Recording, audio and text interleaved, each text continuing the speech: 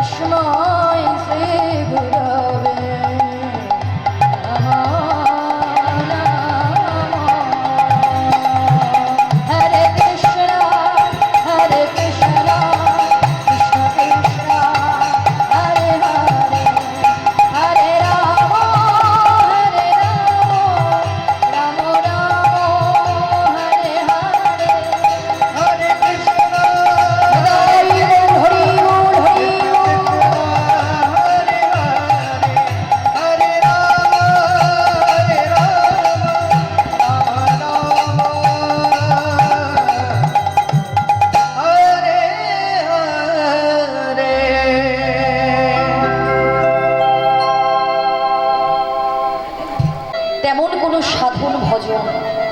কোনো কিছুই কিন্তু আমার মতো অধমার নেই। কেননা যে ভগবানের লীলা কথা চতুর্মুখী ব্রহ্মা তার 4টি বদন দিয়েও সম্পূর্ণ করতে পারেনি, যে ভগবানের লীলা কথা পঞ্চানন তার 5টি বদন দিয়েও সম্পূর্ণ করতে পারেনি, আর আমার মতো সাধন শূন্য ভজন শূন্য যে কোনোভাবেই সম্ভব নয় এক বদন দিয়ে সেই ভগবানের লীলা কথা বলা। তবে শাস্ত্র বলছে ভক্ত কৃপা যদি লাভ হয় অনেক অসাধ্য সাধন হয়ে যায় মা। এই ভক্তদের চরণে অনুরোধ, সকল ভক্তগণ কিঞ্চিত কিঞ্চিত পদধূলি নিয়ে এই অধমার মস্তকে রেখে আশীর্বাদ করবেন, তবেই এই বদন দিয়ে গৌর গোবিন্দের দুটো কথা আপনাদের আস্বাদন করাতে পারব।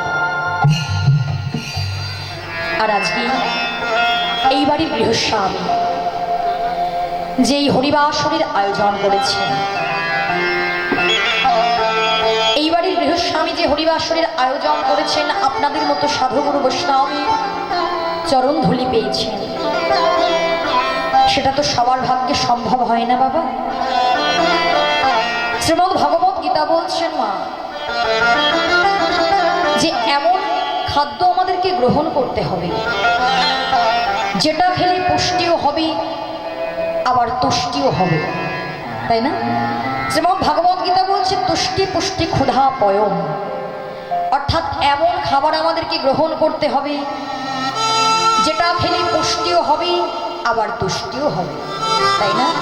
তাহলে এমন কাজও আমাদের করতে হবে, এমন কর্মও করতে হবে যেটা করলে নিজের উপকারে লাগা যায় আবার 10-এর উপকারেও লাগা যায়, তাই না?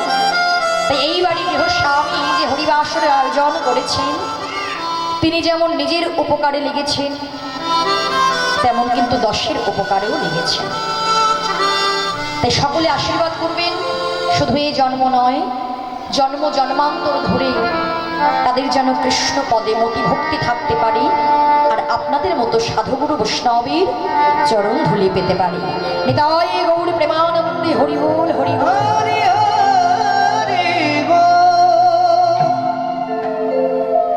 আজ আমরা এই শুভ দিনে যে লীলাটি আস্বাদন করব, লীলাটি হলো ব্রজের সেই কানাই বলায় যারা হয়ে এলেন কলিযুগে গৌর আর নিতাই, সেই নিতাই গৌর দু ভাইয়ের মিলন, নিত্যানন্দ মিলন।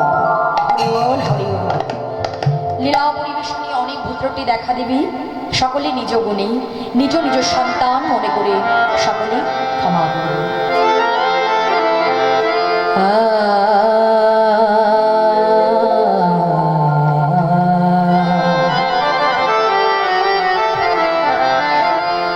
কলি ঘোর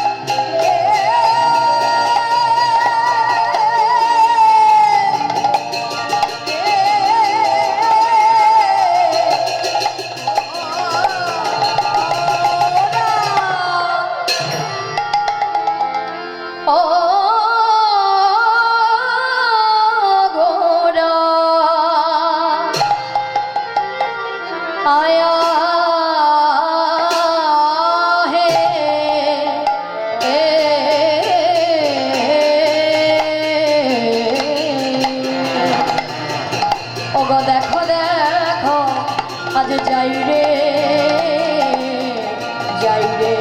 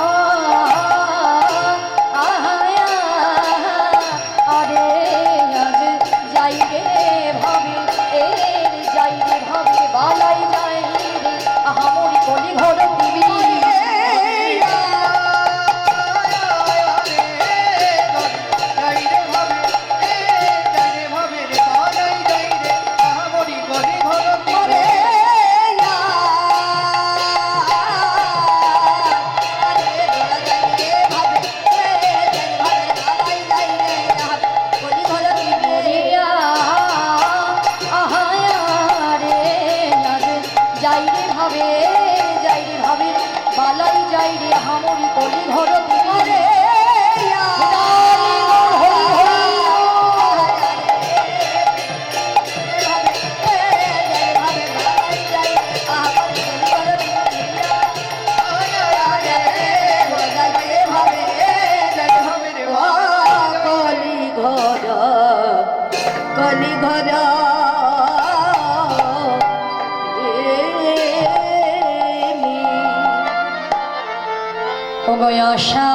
সাধনে চিন্তামণি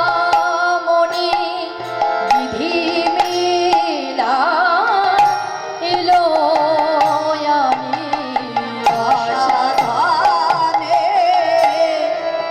চিন্তামণি বিধি মিলা হলো জানি অসাধনে চিন্তামণি বিধি মেলায়লো আনি অসাধনে চিন্তামণি বিধি মেলায়লো আনি আমার গোড়াবন দয়ালো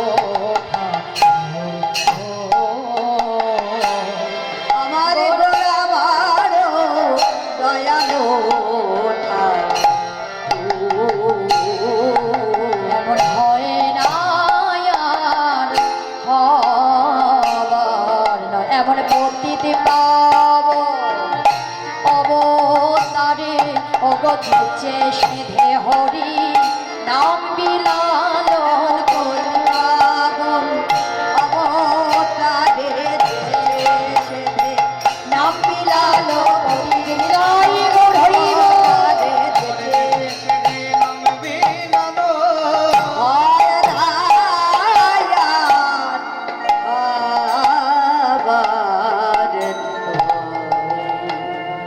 জনিতাই দেখুন মা কলি ঘোর তিমিরে গড়া আসিল জগজনী ধর্ম করমর হদূর অসাধনী চিন্তামণি বিধি মিলাইল আনি আমার গোড়া বড় দয়ালু ঠাকুর।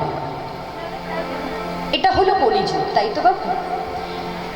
তাহলে শাস্ত্র বলছে কলি ঘোর তিমিরে, অর্থাৎ কলিযুগের জীব আমরা মায়ার সংসারে এসে পড়েছি। আর কলির এই মায়া পিশাচি অন্ধকার আমাদের মতো জীবগণকে এমনভাবে গ্রাস করে রেখেছে মা, আমরা আমাদের আসল স্বরূপ সত্তা ভুলে গিয়ে হতে এসেছিলাম কৃষ্ণচরণের দাস, কিন্তু সবাই হয়ে বসে আছি মায়ার দাস, তাই না? আমরা কিন্তু আমাদের আসল স্বরূপ সত্তা ভুলে গিয়েছি, আসল ঠিকানা ভুলে গিয়েছি। সবাই সবকিছু আমার আমার আমার করেই আমরা এক একটা দিন হেলায় জনম হারাই দিচ্ছি, তাই তো? কিন্তু চিন্তা করে দেখুন, এই কলিযুগে শ্রী চৈতন্য মহাপ্রভু নদিয়ার নবদ্বীপ মাঝে অবতীর্ণ হলেন, শচীগর্ভ সিন্ধু মাঝে। অন্যান্য যুগের কথা ভেবে দেখেছেন না?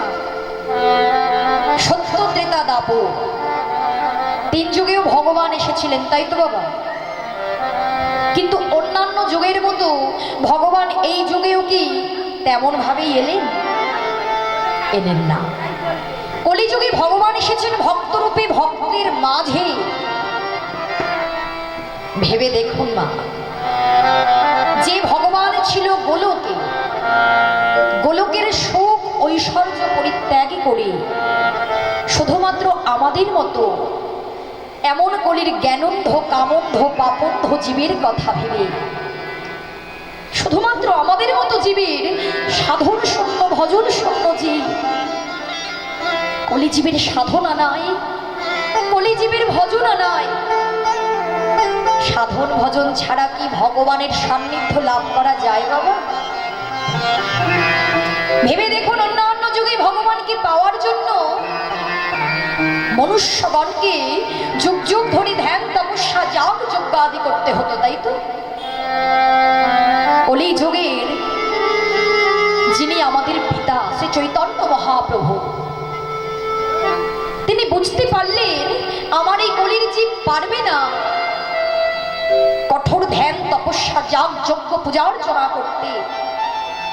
তবে কলির জীব যাতে অনায়াসে গৌর গোবিন্দের চরণ লাভ করতে পারে, এর জন্য মহাপ্রভু আমাদের মতো জীবের জন্য নিয়ে এলেন সুধা মাখা হরিনাম, তাই তো মা? কলির জীব আমরা, আমাদের কি সময় হয় যে একটু একাকী বসে গৌর গোবিন্দের নাম করা? সময় হয় না। দেখুন না, আপনারা যদি এগিয়ে আসেন, পরে যারা, এমনি তো ছোট জায়গা, পরে যারা ভক্ত আসবে তারা তো কেউ পেছন থেকে আগে এগিয়ে আসবে না। তাই ভক্তরা, মায়েরা সবাই যদি একটু কৃপা করে এগিয়ে বসেন, তাহলে পরে যারা আসবে তারাও আসন পাবে। হরি বল, হরি বল। তাহলে দেখুন মা, গৌরাঙ্গ মহাপ্রভু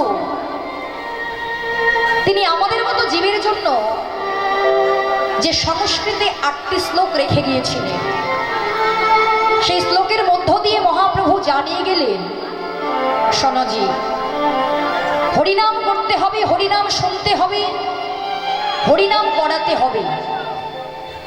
হরিনাম শুনলে, হরিনাম করালে, হরিনাম করলে আমাদের মতো জীবের 7টি উপকার লাভ হবে। হরি বল, হরি বল। এই যে মায়েরা একটু এগিয়ে বসুন। বাচ্চাদেরকে সামনে দিয়ে কি হবে? হরি বাসুরি বাচ্চারা সামনে এসে কি করবে? আপনাদেরকে এগিয়ে আসতে হবে। ঘাড়ে ব্যথা?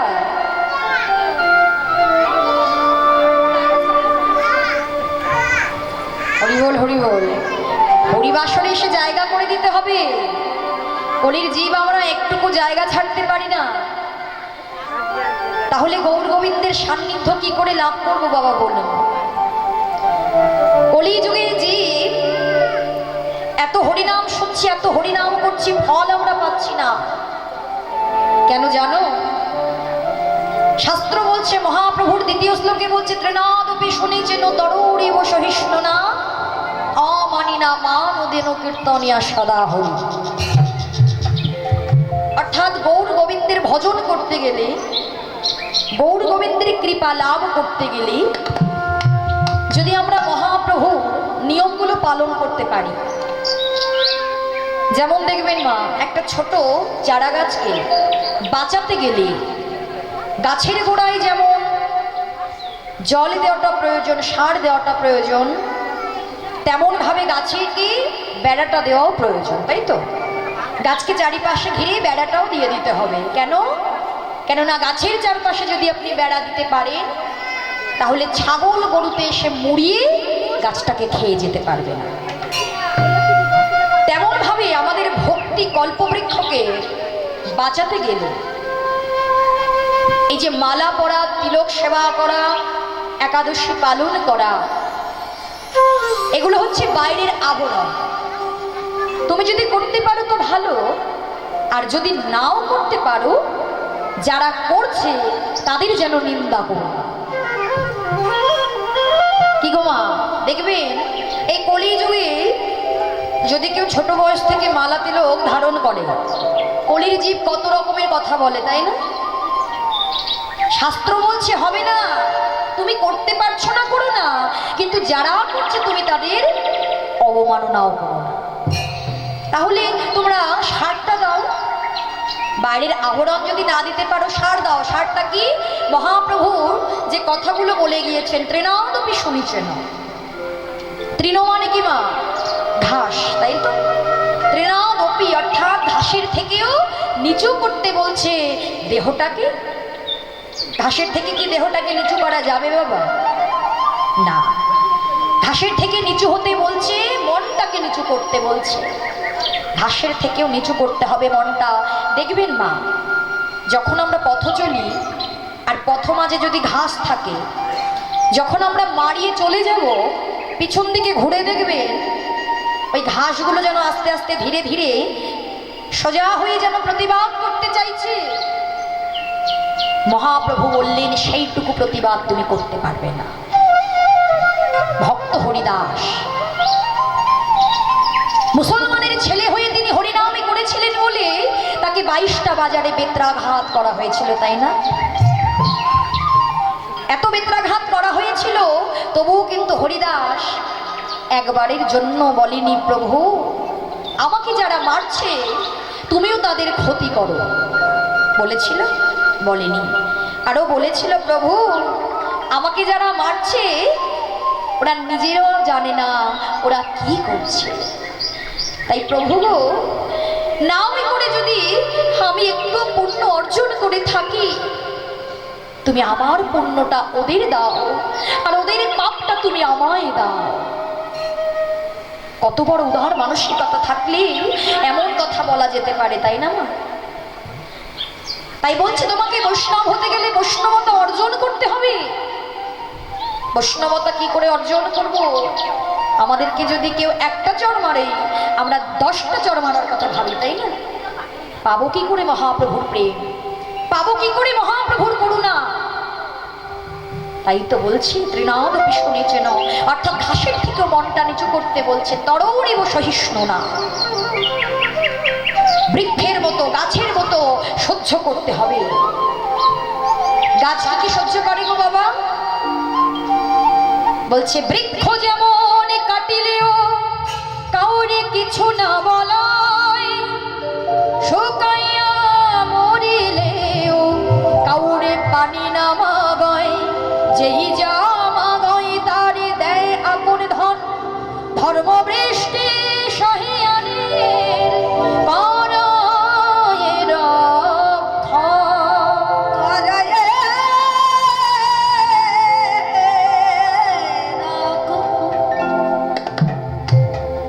অর্থাৎ বৃক্ষ যেমন কাটিলেও কাউরে কিছু না বলা হয়। দেখবেন কত কত বৃক্ষ গাছ কেটে দেওয়া হচ্ছে, গাছ কিন্তু কিছু বলে না।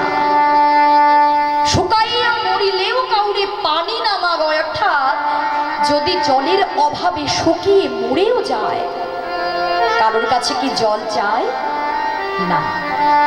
কিন্তু দেখুন গাছের তলায় যে যাবে সেই ফল পাবে, তাই তো? গাছ কি কাউকে বিচার বিবেচনা করে তার ফলটা দান করে? দান করে না। তাই বলছে সহ্য করো গাছের মতো। কেননা এই কলিযুগে তুমি যদি সৎ পথে থাকো তাহলে বহু বাধা আসবে।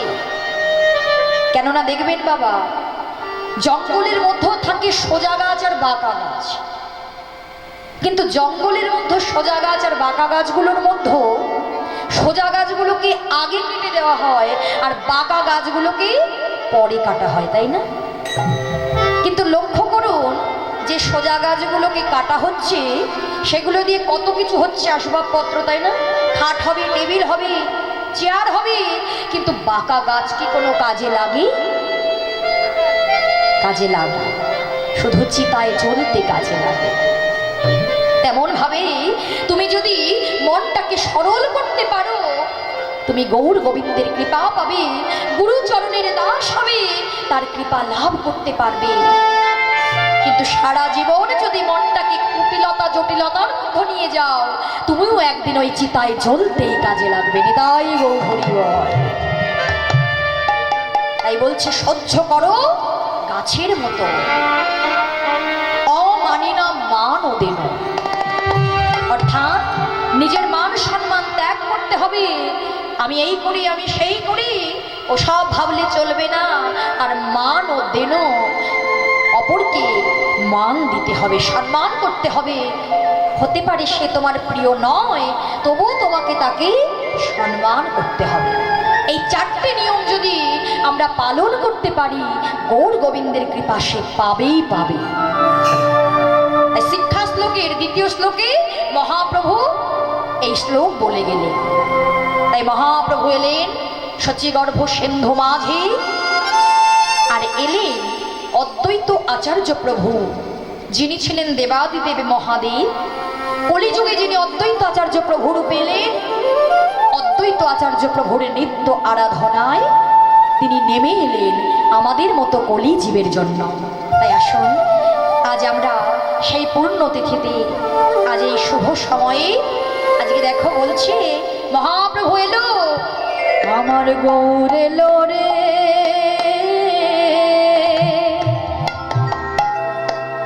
এই সোনার নদী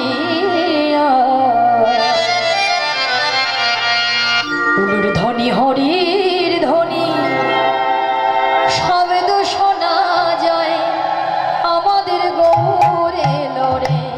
হরি বল, হরি বল।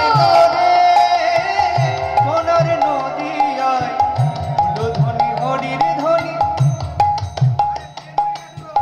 শব্দ শোনা যায়, আমাদের গৌর এলো, আমাদের গৌর এলো রে, সোনার নদী আয়, ধ্বনি ধ্বনি শব্দ শোনা যায়, আমাদের গৌর এলো রে। হরি বল, হরি বল।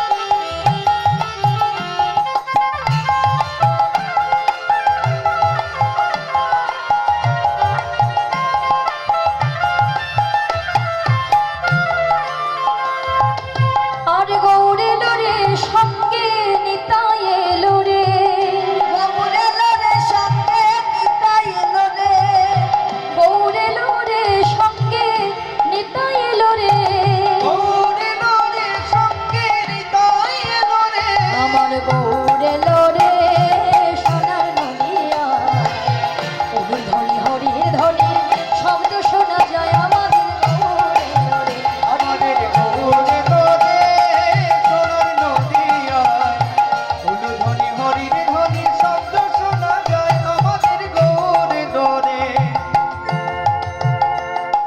শান্তিপুর ডুবু ডুবু নদী ভেসে যায়, শান্তিপুর ডুবু ডুবু নদী ভেসে যায়, শান্তিপুর ডুবু ডুবু নদী ভেসে যায়, শান্তিপুর ডুবু ডুবু নদী ভেসে যায়।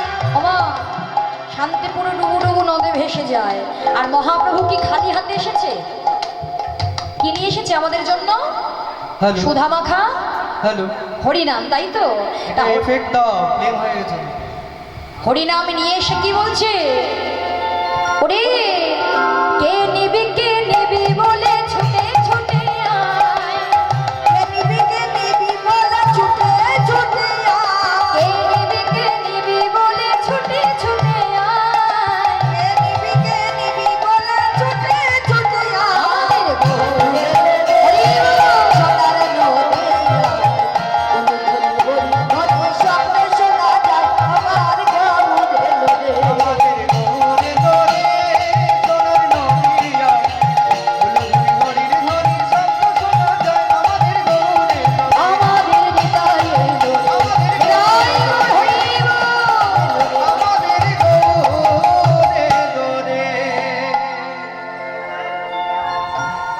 মহাপ্রভু এলেন নদিয়া আলো করে, আর নিয়ে এলেন সুধা মাখা হরিনাম।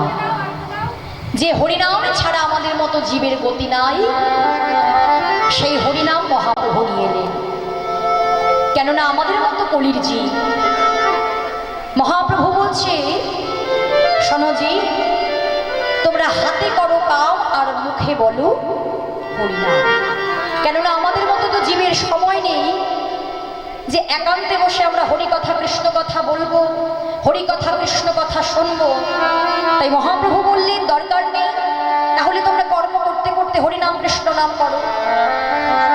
তবুও দেখুন মা, মহাপ্রভু এত কিছু জানিয়ে দিয়ে গিয়েছেন যে কলিযুগে খুব সহজে শুধু হরিনাম কৃষ্ণ নাম করলে প্রভুর চরণ পাওয়া যাবে, কিন্তু আমাদের মতো জীবের তবু সময় হলো না, চেতনা এলো না। দিনের পর দিন সব আমার আমার করে চলেছে, বাড়ি আমার, গাড়ি আমার, আত্মীয় স্বজন আমার, বন্ধু বান্ধব আমার। কোনোদিনের জন্য নিজেকে একবার প্রশ্ন করা হলো না, আমি কার? আমি যেই ধরাধামে এসেছি, কি আমার পরিচয়, কি আমার দায়িত্ব, কি আমার কর্ম হওয়া উচিত ছিল, আর কোথায় আমাকে ফিরে যেতে হবে? একবারের জন্য প্রশ্ন করলাম না। আর যে জীবের মনে এই প্রশ্নটা যেদিন জাগরিত হবে, সে কখনো এই মায়ার সংসারে আর থাকতে পারবে না। ভগবানকে ভালোবাসতে গেলে তাকে যে কাঙাল হয়ে যেতে হয় বাবা। বিষয় বৈভবের মধ্য থেকে, অর্থ সম্পদের মধ্য থেকে কোনোদিনও কখনো কেউ ভগবানের কৃপা পায় না।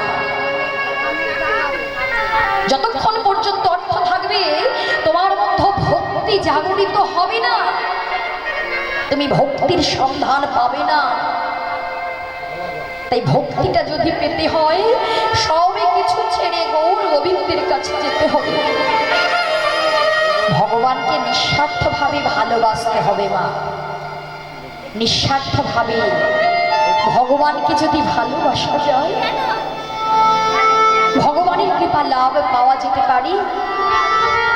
মহাপ্রভু বেশিরভাগ সময় শ্রীবাস আঙিনার মাঝে ভক্তগণ সঙ্গে লয়ে হরি নামে প্রেমে বিভোর হয়ে থাকবে। আর মহাপ্রভু আজও ভক্তগণ সঙ্গে লয়ে হরি প্রেমে একেবারে বিভোর হয়ে উঠবে। কিন্তু এই যে ভগবানের লীলা, ভক্তকে ভালোবাসলে ভগবান প্রতিটা পদে পদে পরীক্ষা করে। তাই একদিন মহাপ্রভু শ্রীবাস আঙিনায় হরিনাম করছে, কিন্তু হরিনাম করতে করতে পাশের ঘর থেকে তার স্ত্রী মালিনী চিৎকার করে কেঁদে উঠলে।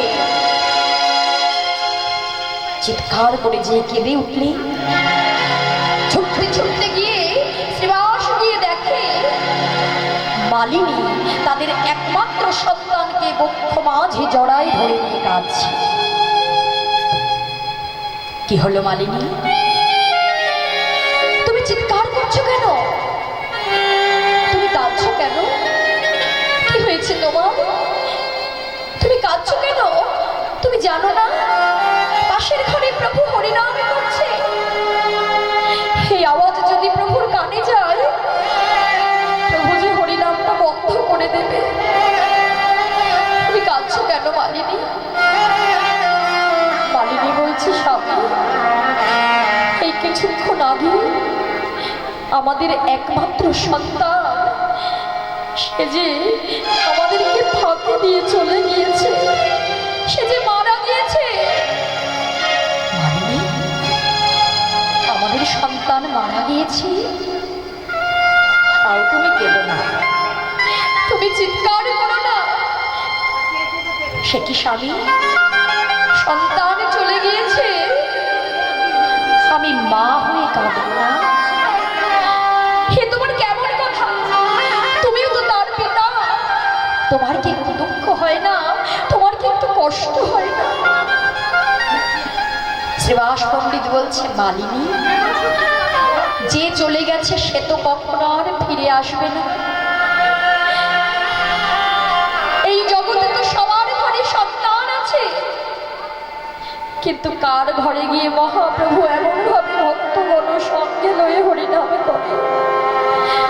শোনো মালিনী, কাঁদতে নিষেধ করছে কেন জানো? সন্তান যখন চলে গিয়েছে, তার নাম গুণগান কথা শুনতে শুনতেই সে চলে গিয়েছে। এতে তো আনন্দ হওয়ার কথা, কেননা মৃত্যুকালে কখন কে কিভাবে কোথা দিকে চলে যাবে তার নামটা আমরা কর্ণে আদিও শুনতে পাবো কিনা আমরা কেউ জানি না। আর আমার সন্তান গৌর হরির নাম গুণাগুণ কথা শুনতে শুনতে চলে গিয়েছে, এতে তো আনন্দ হবার কথা মালিনী। যে চলে গিয়েছে সে তো আর কখনো ফিরে আসবে না, কিন্তু তোমার কারণে যদি আমার প্রভুর হরি নামে ব্যাঘাত ঘটে, আমি কিন্তু তোমায় বলে রাখলাম মালিনী, গঙ্গার জলে নিজের প্রাণটা আমি বিসর্জন করে দেব। তুমি কেন না, তুমি চিৎকার বন্ধ করো। মালিনীকে সান্ত্বনা দিয়ে চলে গেলেন। মহাপ্রভুকে কিছু বললেন না, কত বড় ভক্ত, সন্তানকে হারিয়ে প্রভুকে বলতে পারেনি। আর এই জগতে আমাদের মতো জীবের জন্য একটু কষ্ট হয়, একটু দুঃখ যন্ত্রণা সইতে হয় মা, আমরা প্রভুকে সেবা দেওয়াটা বন্ধ করে দিই, তাকে আমরা ভুলে যাই। আর শ্রীবাস পণ্ডিত তার সন্তানকে হারিয়ে প্রভুর কাছে একটা বারও গিয়ে বলতে পারল না। প্রভুর সঙ্গে হরি গুণগান গাইছে, হরে কৃষ্ণ হরে কৃষ্ণ কৃষ্ণ কৃষ্ণ হরে হরে হরে রাম হরে রাম রাম রাম হরে হরে কৃষ্ণ হরে কৃষ্ণ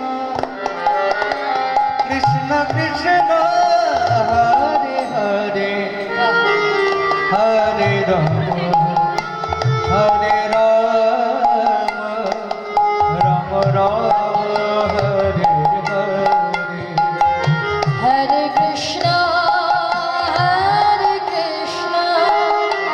কৃষ্ণ কৃষ্ণ হরে হরে হরে রাম রাম রাম হরে হরে হরে কৃষ্ণ কৃষ্ণ কৃষ্ণ হরে হরে হরে রাম রাম রাম হরে হরে হরে কৃষ্ণ কৃষ্ণ কৃষ্ণ হরে হরে রাম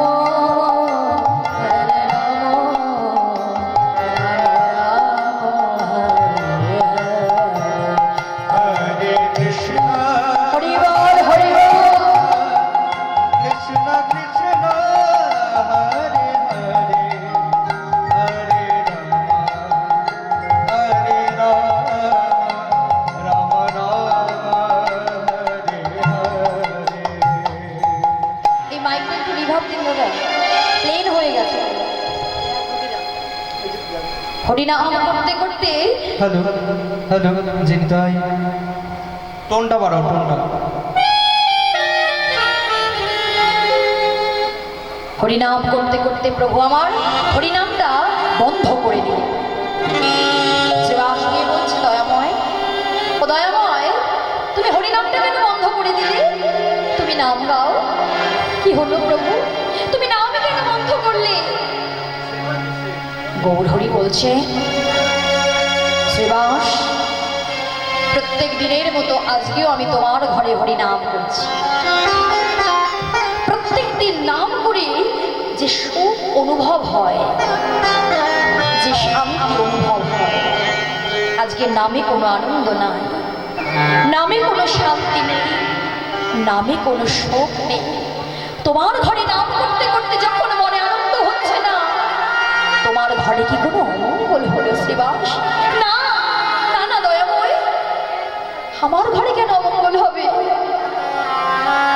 যার ঘরে এমন মঙ্গলময় গৌর হরি ভক্তগণ সঙ্গে লয়ে নামে করে, যে নামে নাকি ত্রিতাবে জ্বালা দূর হয়ে যায়, হরিবোল হরিবোল, যে নামে ত্রিতাবে জ্বালা দূর হয়ে যায়, তার ঘরে কি কোনো অমঙ্গল থাকতে পারে? কিছু হয়নি প্রভু।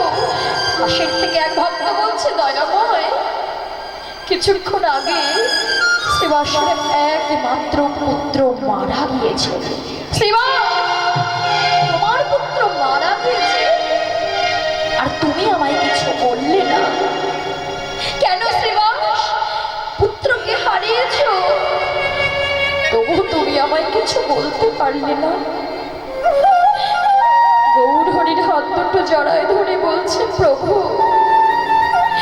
আমার পুত্র এই জগতে কে কার পিতা, কে কার পুত্র, কে কার মাতা, কে কার স্বামী, এই জগতে আমি সবই কিছু সইতে পারি দয়াময়, কিন্তু তোমার প্রাণে যদি আঘাত পাও, তুমি যদি প্রাণে ব্যথা পাও, আমি যে সইতে পারি না প্রভু।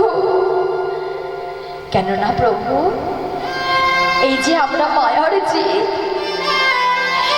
আমরা জীবগণ কৃষ্ণ ভোজি বামিতরে সংসারে আইব, মিছে মায়ায় বদ্ধ হয়ে বৃক্ষ সম। এই যে সাধন ভজন যোগ্য দেহ, এই দেহটা পেয়ে সাধন ভজন করতে পারছি না। কিন্তু মাগো ভেবে দেখবে, এই সাধন ভজনযোগ্য দেহটা পাওয়ার জন্য 84 লক্ষ জনি ভ্রমণ আমাদের প্রত্যেকটা জীবনকে করতে হয়েছে, তাই না? এক দুবার নয়, স্থাবরং 20 লক্ষশ্চ নব লক্ষশ্চ ধনুচরা, কৃমিণং রুদ্র লক্ষশ্চ 10 লক্ষশ্চ অণ্ডজা, পশুনাং 3 লক্ষশ্চ 4 লক্ষশ্চ মানব। বৃক্ষ হয়ে জন্মেছি 20 অর্থাৎ 20 লক্ষ বার, জলের জীব হয়ে 9 লক্ষ বার, কৃমিকীট হয়ে 11 লক্ষ বার, ডিম হয়ে 10 লক্ষ বার, পশুকুলে জন্মালাম 30 লক্ষ বার, আর যদিও বা মানবকুলে জন্ম পেয়েছি 4 লক্ষ অর্থাৎ 4 লক্ষ বার। 4 লক্ষ বার জন্মটা সাধন ভজনযোগ্য পরিপূর্ণ দেহ নয়, তাহলে মানব জন্ম 4 লক্ষ বার, তার মধ্যে কতবার অন্ধ হয়েছে, কতবার বোবা হয়েছে। কোন জন্মে নয়নে পেয়েছি তো কৃষ্ণ কথা বলার মতো বদনে পাইনি, কোন জন্মে বদনে পেয়েছি সেবা দেওয়ার মতো দুটো হস্ত পাইনি। কেঁদে কেঁদে বলেছিলাম, প্রভু,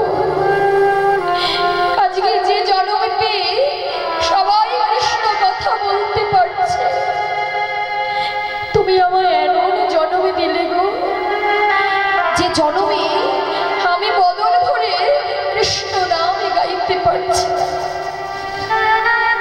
প্রভু, এমন জন্মে দিলে যে নয়নে সবাই তোমার দর্শন করে, নয়ন বাড়ি হরিশনে করে তোমার চরণে ধোয়াই দিতে পারে, আমি নয়নে পাইনি। এরপর যদি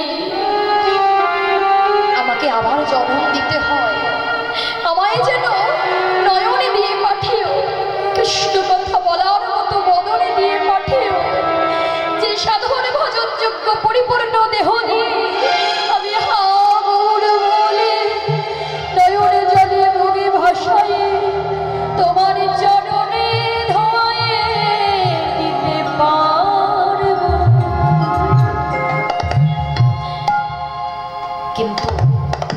যখন পরিপূর্ণ দেহটা পাওয়া হয়ে গেল, চারিপাশের সকলকে আপন ভেবে, যাদের জন্য একটা একটা করে দিন অতিবাহিত করে চলেছি মা, ভেবে দেখেছ শেষের দিনে যখন সবাইকে যার যার আসল বাসায় ফিরে যেতে হবে, যাদের কথা ভেবে তুমি একটা একটা করে দিন তুমি হেলায় জন্ম হারাই দিলে, যাদের কথা ভেবে বদন ভরে কখনো কৃষ্ণ নাম বলতে পারলে না, যেদিন থাকবে না চরণে পথে চলবার শক্তি, যেদিন থাকবে না বদনে হরি বলার শক্তি,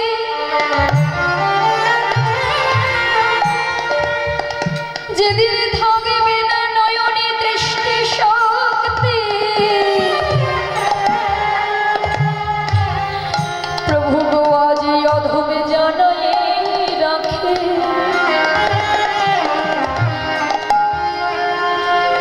কৃপা করে তুমি যেন আমার হাত ধরে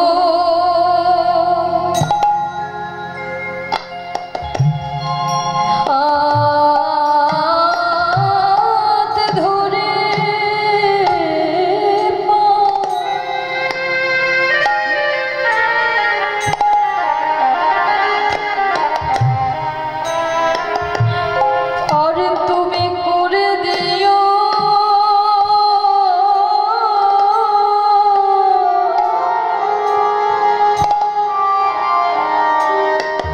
আমার হাত ধরে,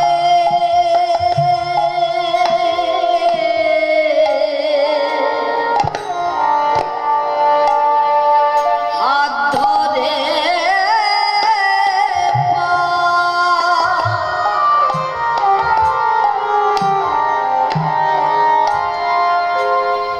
করে দিও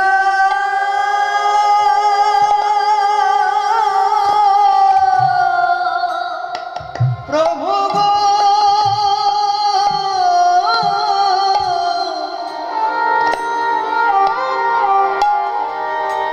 সেদিন হাত ধরে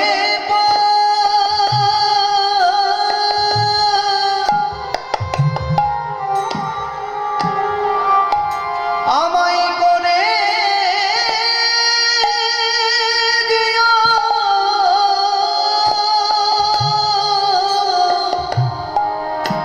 প্রভু যেদিন আমি আমার আপন বলতে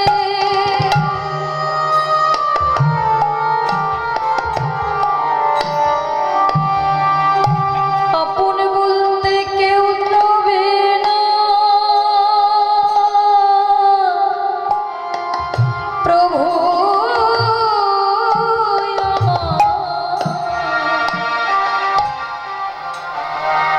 সেদিন হাত ধরে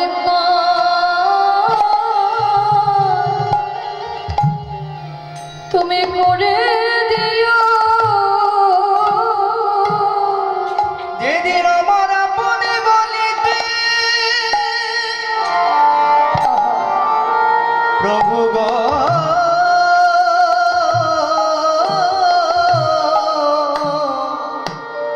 আমার কেউ থাকবে না,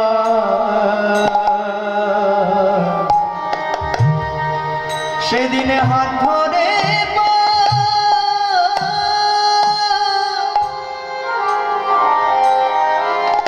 আমায় করে দিও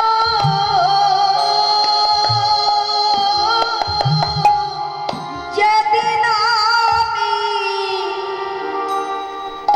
আমি বহু ঘুমে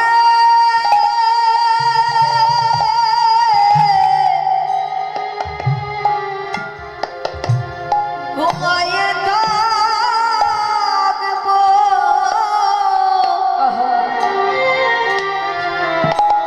সেদিন আমার হাত ধরে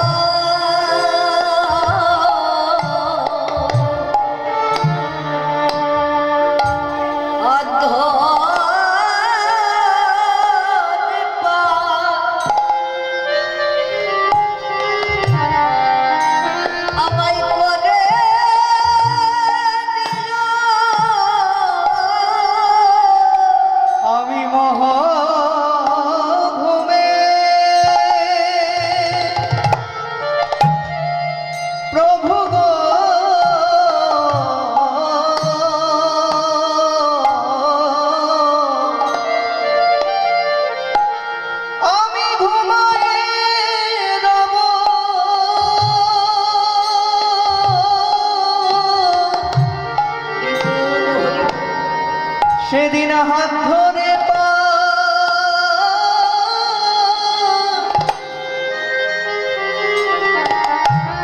আমায় করে দিও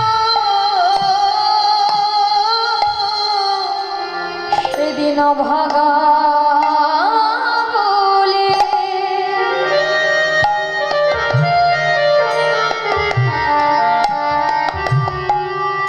দূরে সরাই দিও না গো। সেদিন হাত ধরে পা তুমি করে দিও। সেদিন ভাগা বলে আমায় ফিরাই দিও না গো। সেদিন হাত ধরে পা করে দিও। দেখো যেন হাবুর বলে যেন কাঁদিতে পারি। ওগো এই নিবেদন, ওগো তোমার চরণে। আমি কাঁদিতে পারি ওগো এই নিবেদন, তোমার চরণে।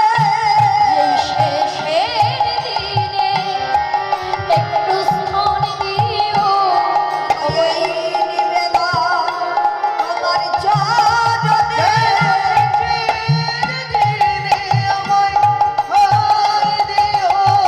আমি আর কিছু চাহি না গো। ওগো তোমার চরণ ছাড়া কিছুই চাই না। আমার চরণে ছাড়া কোনো না গো। অধম তোমার চরণে জানাই রাখে। আমার চরণে ছাড়া কোনো না গো। তোমার মতো এমন দয়াল আর হবে না। আমার চরণে ছাড়া কোনো না গো। তাই বলি হা প্রভু আমার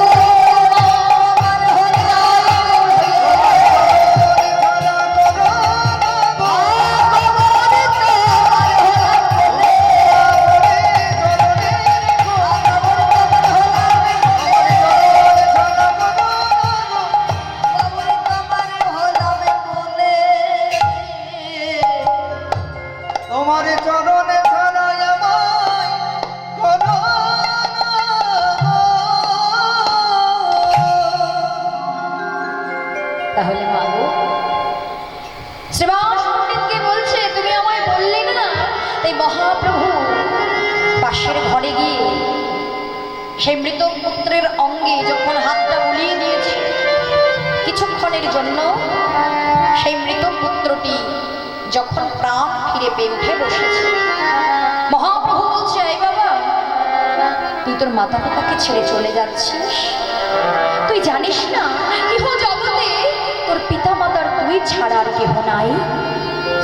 গৌর অদয়াময়, আমার পিতা আমার মাতা, এই জগতে কে কার পিতা, কে কার মাতা, কে কার পুত্র, কে কার স্বামী। ইহ জগতে তুমি মাতা, তুমি পিতা, তুমি পুত্র, তুমি স্বামী। ইহ জগতে গৌর ছাড়া আমাদের কোনো বান্ধব নাই বাবা। প্রথম দিন থেকে মাতৃগর্ভ থেকে সেদিন ছিল মহাপ্রভু, যখন ধরাধামে এসে পড়েছি আমরা ভুলে গিয়েছি, সে কিন্তু আমাদের ভোলেনি, সে এখনো আছে। আর যখন আমরা সকলকে ছেড়ে চলে যাব, কেউ সঙ্গের সাথী হোক বা না হোক, সেই দিনও থাকবে মহাপ্রভু তোমার সাথে। তবে এই কলিযুগে যাতে আমরা মহাপ্রভুর চরণ পেতে পারি, ভগবানকে তো দেবার মতো আমাদের কিছু নেই বাবা। আছে কি? আমাদের মতো প্রত্যেকটা জীব যা কিছুই পেয়েছে কিনা সবকিছু কিন্তু তার কৃপায়, তাই না? প্রভুকে দেবার মতো কি আমাদের কিছু আছে? তুমি যতই মন্দির নির্মাণ করো না কেন, যা কিছুই করো না কেন, নবদ্বীপ যাবে প্রভুকে দর্শন করতে, বৃন্দাবনে ছুটে যাচ্ছ, কিন্তু প্রভু কোথায় আছে? হৃদয় মাঝে, তাই না?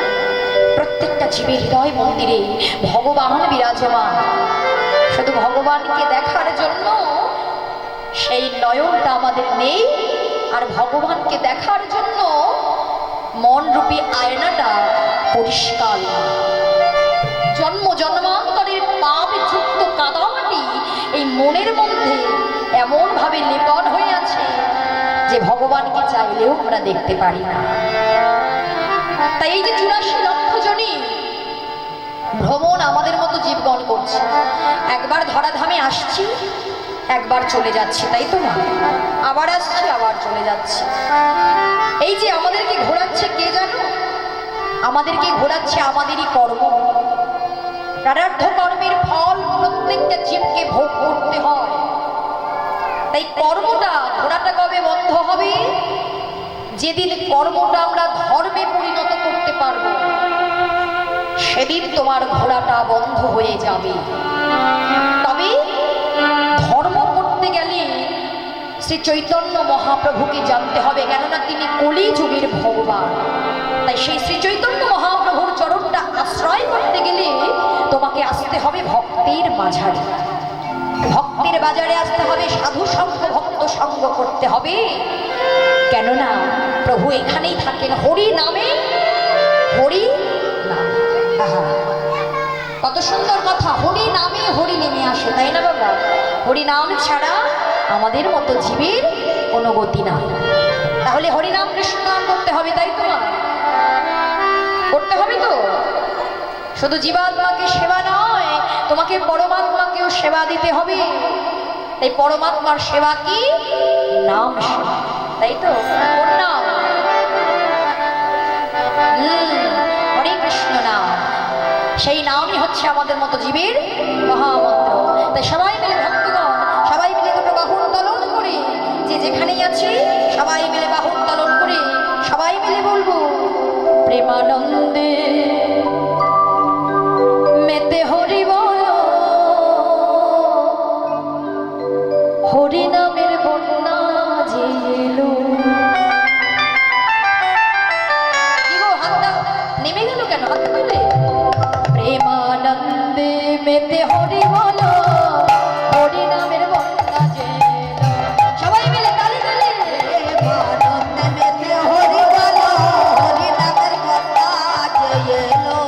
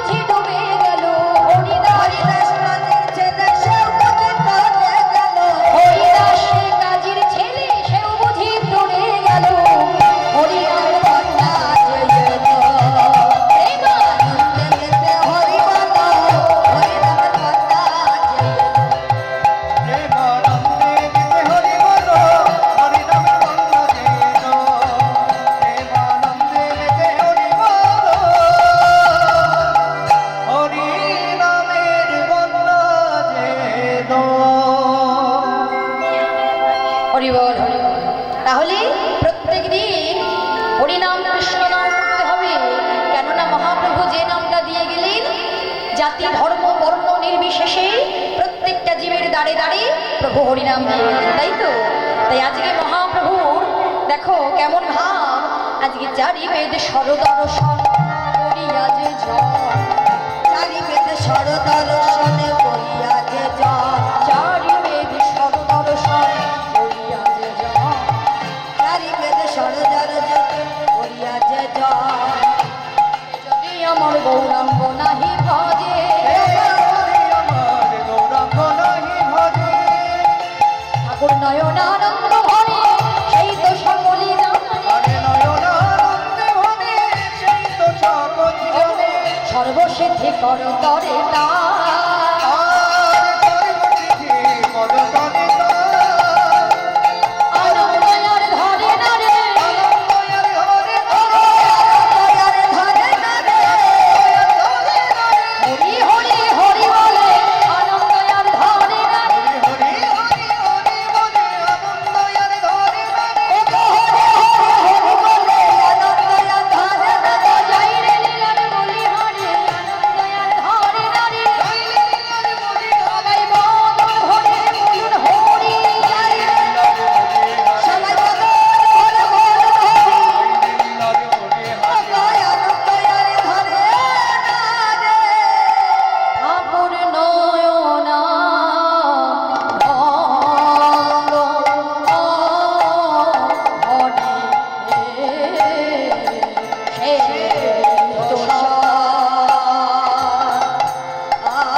আপনি চাহে ঠাকুর নয়ন আনন্দে মনে সেই তো আপনি জানে। আবার ঠাকুর নয়নন্দে বলে সেই দোষা বলি জানে ঠাকুর নয়নানন্দে বলে সেই দোষা বলি জানে ঠাকুর নয়নানন্দে ভজে, সেই তো সকলই জানে। ঠাকুর নয়নন্দে বলে সেই দোষা বলি জানে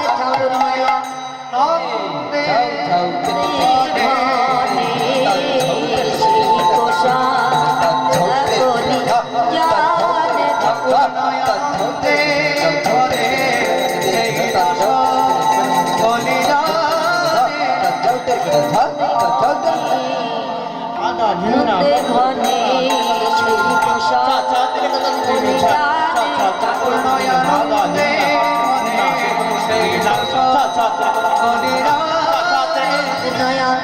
নয়নানন্দে ভজে, সেই তো সকলই জানে। ঠাকুর নয়নানন্দে ভজে,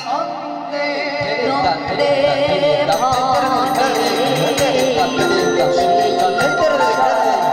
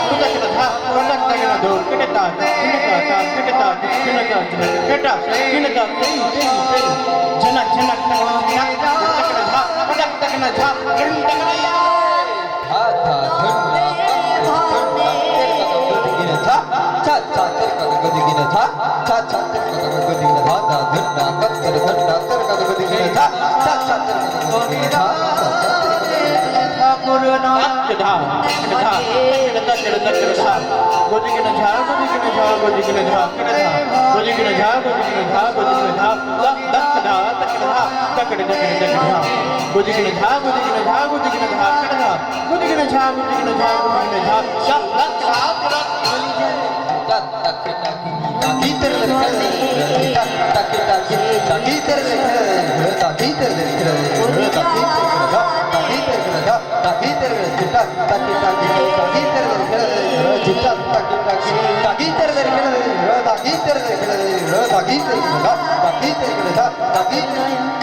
নন্দে ভনে সেই তোষণ কলিজারে ঠাকুর দয়ানন্দে ভনে সেই তোষণ কলিজারে ঠাকুর আনন্দে মনে সেই তোষা বলিদানে ঠাকুর দয়ানন্দে ভনে সেই তোষা বলিদানে ঠাকুর দয়ানন্দে ভনে সেই তোষণ কলিজারে ঠাকুর আনন্দে মনে সেই তোষা বলিদানে ঠাকুর দয়ানন্দে ভনে সেই তোষণ কলিজারে ঠাকুর আনন্দে মনে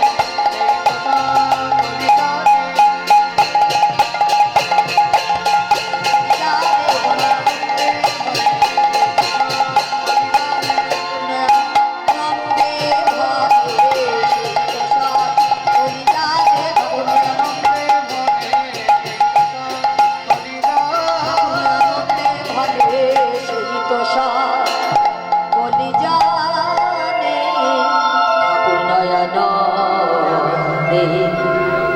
জয় জয় নিতাই গৌর সীতানাথ প্রেমানন্দে হরি হরি দাবাই রে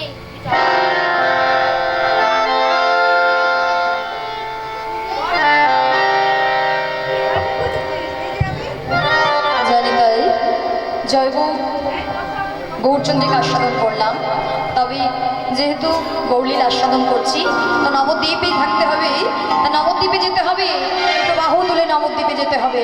তা নবদ্বীপে গিয়েছেন না? কারা কারা গিয়েছেন দেখি হাতটা তুলুন তো।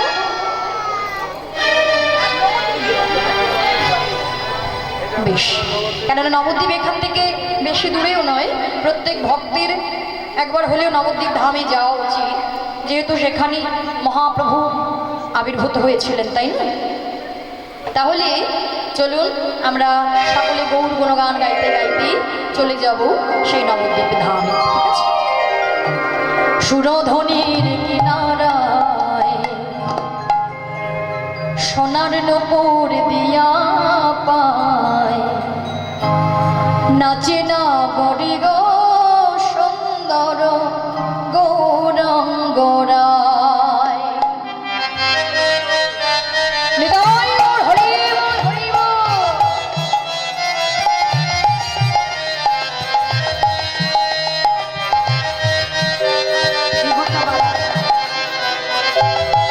কি বলতাম, কি বলতে পারা?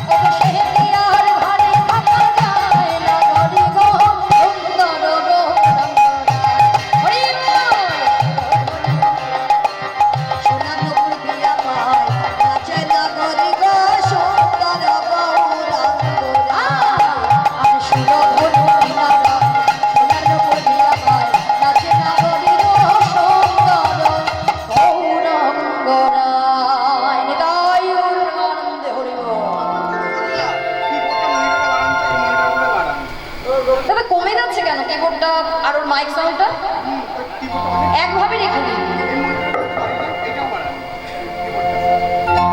জয় নিতাই, জয় গো। নবদ্বীপ মাঝে শচীগর্ভ সিন্ধু মাঝে অবতীর্ণ হলেন শ্রীকৃষ্ণ শ্রী চৈতন্য মহাপ্রভু। অবতীর্ণ হওয়ার পরে তিনি বাল্যলীলা সম্পূর্ণ করে বিদ্যাভাসী দিগ্বিজয় পণ্ডিত হলেন এবং দিগ্বিজয় পণ্ডিত হবার পরে তার পিতা জগন্নাথ মিশ্রের দেহত্যাগ হয়, অর্থাৎ মারা যায়। তাই মহাপ্রভু গয়াধামে গিয়ে বিষ্ণুর পাদ পদ্মে পিণ্ড নিবেদন করে আসে। পিণ্ড নিবেদন করে কলিজীবের শ্রেষ্ঠ সম্পদ সুধা মাখা হরিনাম কলিজীবের দাঁড়িয়ে দাঁড়িয়ে ঘরে ঘরে বিতরণ করতে লাগলো। তা মহাপ্রভু বেশিরভাগ সময় বাবা শ্রীবাস আঙিনার মাঝে ভক্তগণ সঙ্গে লই হরি নামে প্রেমে বিভোর হয়ে থাকতেন। আজকেও মহাপ্রভু আমার ভক্তগণ সঙ্গে লই হরি নামে প্রেমে বিভোর হয়ে উঠলেন। কিন্তু হরিনাম গাইতে গাইতে মহাপ্রভু আজকে শ্রীবাসকে ডেকে ডেকে বলছে, শ্রীবাস, ও শ্রীবাস, আজকে আমি তোমার ঘরে হরিনাম করছি ঠিকই, কিন্তু আমার চোখের সামনে বারে বারে ওই ব্রজের স্মৃতিগুলো ভেসে উঠছে। আচ্ছা শ্রীবাস, তুমি আমায় একটা কথা বলবে? শ্রীবাস বলছে, কি কথা বলো প্রভু? ও শ্রীবাস, তোমরা তো সবাই আমাকে বলো ওগো আমি নাকি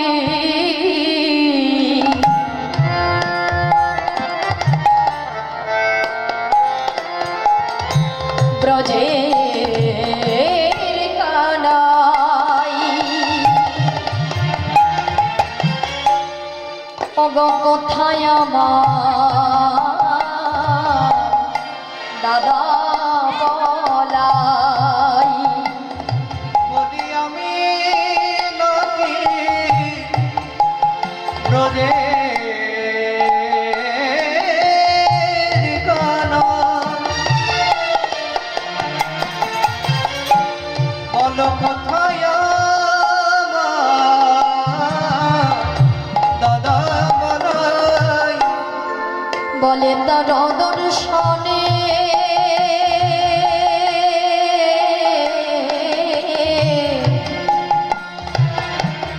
বলে আমি প্রাণে মরি রে।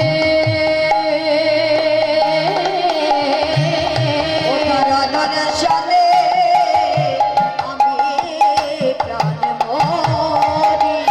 বলো বলো শ্রীবাস তরা করি, বলো বলো শ্রীবাস তারা করি, বলো বলো শ্রীবাস তারা করে। বলো বলো শ্রীবাস তারা করি, ওগো কোথায় আমার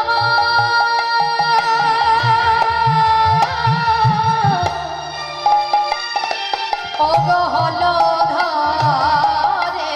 বলো বলো শ্রীবাস তারা করি, রারদে সোনা এক চক্রাগ্রাম হারাই পণ্ডিতে শুভ মহিমাস শুক্লা ত্রয়োদশী জনমিলা হলো আমার শুভ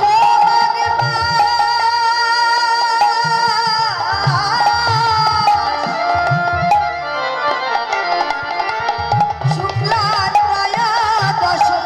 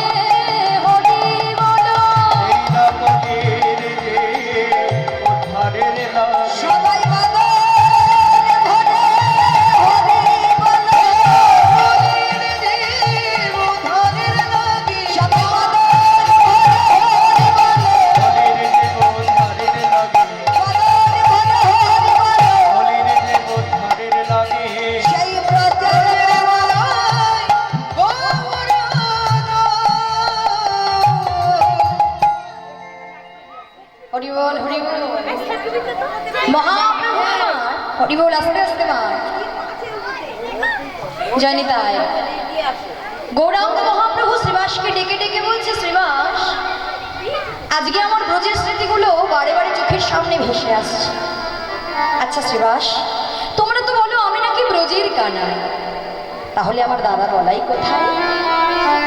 তাকে না দেখতে পেয়ে তার অদর্শনে আমি প্রাণে পাই। তাই মহাপ্রভু দাদার প্রেমে পাগল হয়ে বসে আছে। তাহলে আমরা দেখব ব্রজের গলায় অর্থাৎ বলরাম এই নদিয়ায় কোথায় কিভাবে এলেন। শাস্ত্র বলছে রাঢ় দেশ নাম এক চক্রাম রাম হারাই পণ্ডিতগণ। অর্থাৎ রাঢ় দেশ কোথায় না, বীরভূম জেলায় অবস্থিত রাঢ় দেশের এক চক্রা গ্রাম। শুভ মাস শুক্লা ত্রয়োদশী।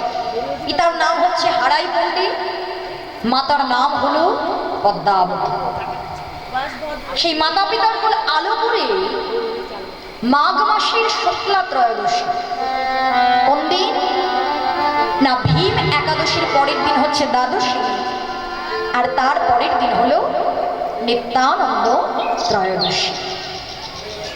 এই নিত্যানন্দ ত্রয়োদশীতে নিতাই যাদের আবির্ভাব হলো, তাই নিতাই যা মাতা পিতার কোল আলো করে এলেন। সন্তান ঘরে এসেছে, মায়ের কত আনন্দ, মা বাবার দুজনের কত আনন্দ হচ্ছে।